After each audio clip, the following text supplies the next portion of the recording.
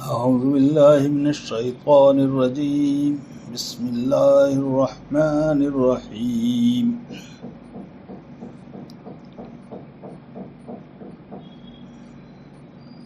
عزیز ساتھیو، گزشتہ 10 اکتوبر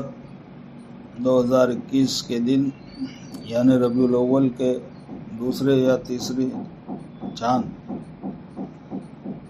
ہم نے ایک جلسہ میں حاضری دی جو کہ آنند ضلع کے ناپا گاؤں کے مدرسہ مفتاح الاسلام بچوں کا گھر میں تھا۔ جلسے کا عنوان ہم سب کی نظر میں بہت چھوٹا لگتا ہے، لیکن حقیقت میں وہ ایک عالیشان جلسہ تھا، کیونکہ ناپا اور بورست کے ایک طالب علم نے 3 سال کے اندر میں اپنا پورا قرآن حفظ کر لیا تھا، یاد کر لیا تھا، اب وہ زبانی پڑھ سکتے ہیں۔ یہ خبر میں اس لیے آپ کو دے رہا ہوں کہ عام طور پر سوشل میڈیا میں، فیس بک، یوٹیوب میں کچھ ایسی خبریں چل پڑتی ہیں کہ جس کا تعلق نفرتوں سے ہوتا ہے، محبت کی، رحمت کی نام کی کوئی چیز نہیں ہوتی، شیطانیت سے جس کا تعلق ہوتا ہے، ایسی خبریں بہت عام سوشل میڈیا میں ہوتی رہتی ہیں۔ اور میں چاہتا ہوں کہ ہمارے جتنے بھی سننے والے بھائی ہیں وہ ایسی روحانی خبریں، نورانی خبریں صرف نصیحت کے طور پر نہ ہوں بلکہ ذوق اور شوق کے ساتھ سنی جائے، ایسی خبریں بھیجنے کی کوشش کریں تاکہ یہ سوشل میڈیا بھی اپنی غلاظت سے صاف ہو کر پاکیزگی کی طرف مائل ہو۔ اب ناپا میں ہوئے حفظ کلاس کے جلسے میں 2 ہی بچوں نے تکمیل حفظ کیا تھا، باقی جس نے ناظرہ کیا ان کو بھی سند دی گئی، اور مجمع میں مہمان خصوصی کے طور پر جامعہ عربیہ تعلیم الاسلام آنند کے شیخ الحدیث حضرت مولانا غلام رسول صاحب گودھرا والے تشریف لائے تھے۔ ساتھ میں صدر جلسہ کے طور پر حضرت مولانا سراج الدین بھادی سابق استاد حدیث دارالعلوم کنتھاریا بھی موجود تھے، انہی کی صدارت میں یہ جلسے کا انعقاد ہوا۔ لیکن چونکہ اس سے پہلے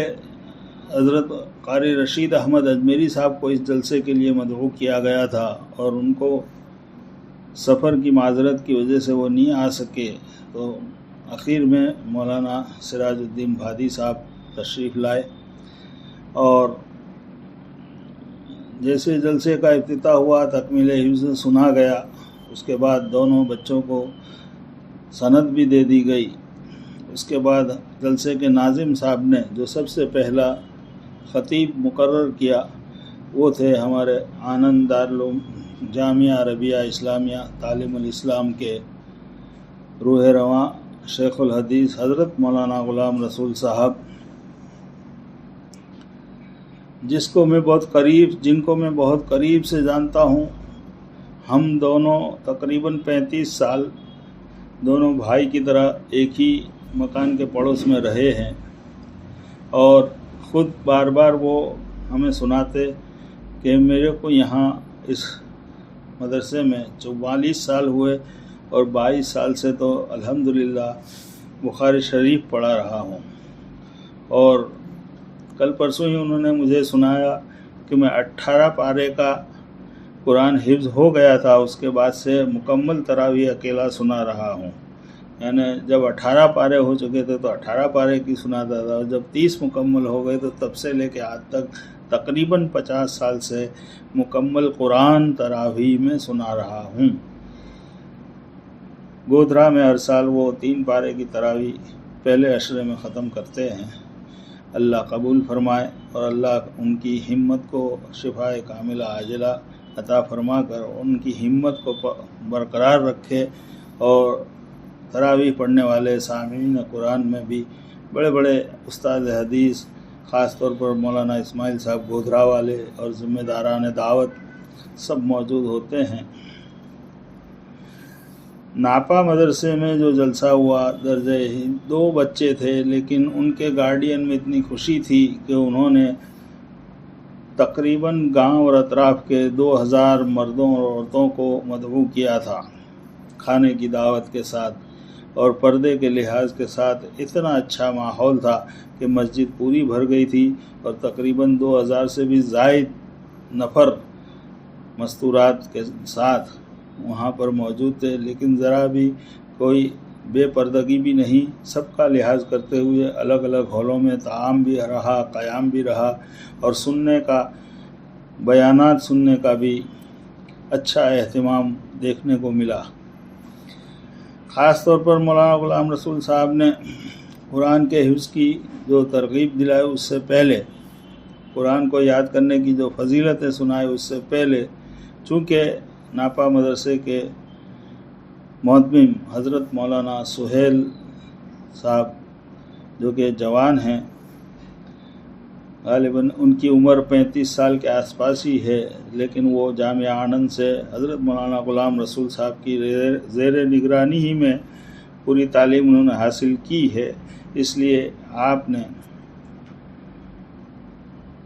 اپنے خطاب میں یوں فرمایا کہ یہ بچے کو جب میں شروع میں دیکھتا تھا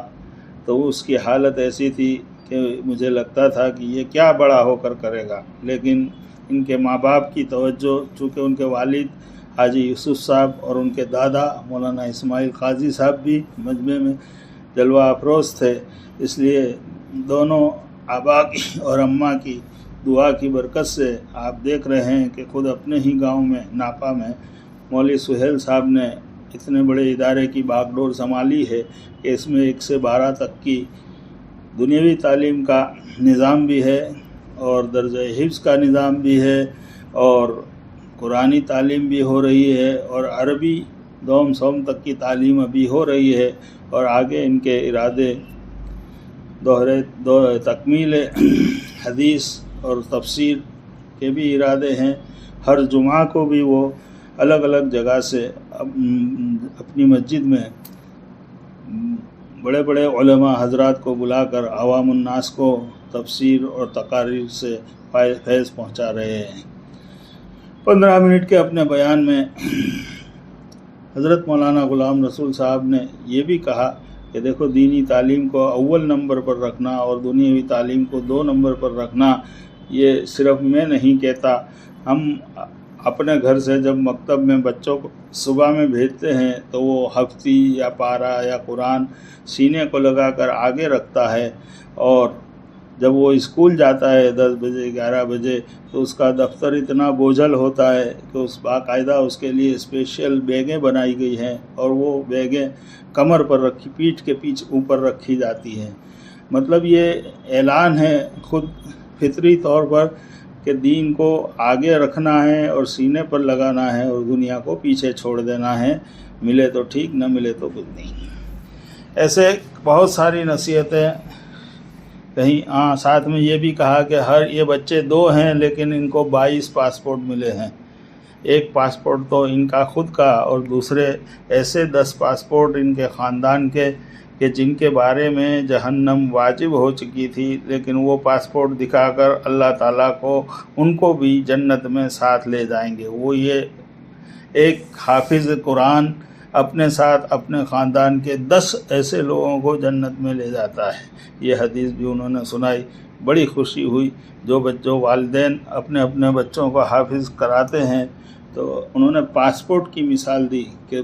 11 پاسپورٹ اس کو بھی ملے، 11 اس کو بھی ملے، چنانچہ آج 22 پاسپورٹ تقسیم ہو چکے ہیں، 22 لوگ جنت میں جائیں گے۔ اس کے بعد چونکہ حضرت مولانا سراج الدین صاحب سر بھادی جو کہ مشہور مقرر بھی ہیں، مشہور ہیں، تو اور ربیع الاول کا مہینہ بھی ہے، تو ان کے بیان کے شروع میں بلغ العلا بکمالہ کشف الدجا بجمالہ حسنت جمیع خصالہ صلو علیہ وآلہ، یہ جو نعت عربی کی 4 مصرے ہیں، عربی کے نعت شریف کے، اس کو اپنے اچھے انداز میں، جیسا ان کا ایک خاص انداز ہے، اس میں پڑھ کر اپنا خطبہ شروع کیا، اپنا کلام شروع کیا، اور اس کے بعد فوراً ہی جامعہ بچوں کا گھر ناپا کی بنیاد حضرت مولانا رضا اجمیری صاحب نے، قاری عبدالرشید اجمیری صاحب کے والد بزرگوار نے رحمۃ اللہ علیہ نے رکھی تھی، جو 9 جون 1992 کا دن تھا، اس کی بھی یاد دلائی، اور ساتھ میں حضرت مولانا رضا اجمیری صاحب کے کئی حکایتیں اور واقعات بھی سنائے، ان کی نصیحتیں سنائی۔ اور حضرت مولانا رومی جو جلالین کے مصنف ہیں، حضرت مولانا رومی رحمۃ اللہ علیہ کی بھی کئی حکایتیں اور روایتیں سنائی، ساتھ میں علامہ اقبال کی بھی فکریں، اسلامی فکریں، اور ان کے بھی حالات و واقعات ہندوستان کے ہی صرف نہیں بلکہ لندن کے بھی سنائے، اور انہی کی دعا پر جلسے کا اختتام ہوا۔ مجھے بہت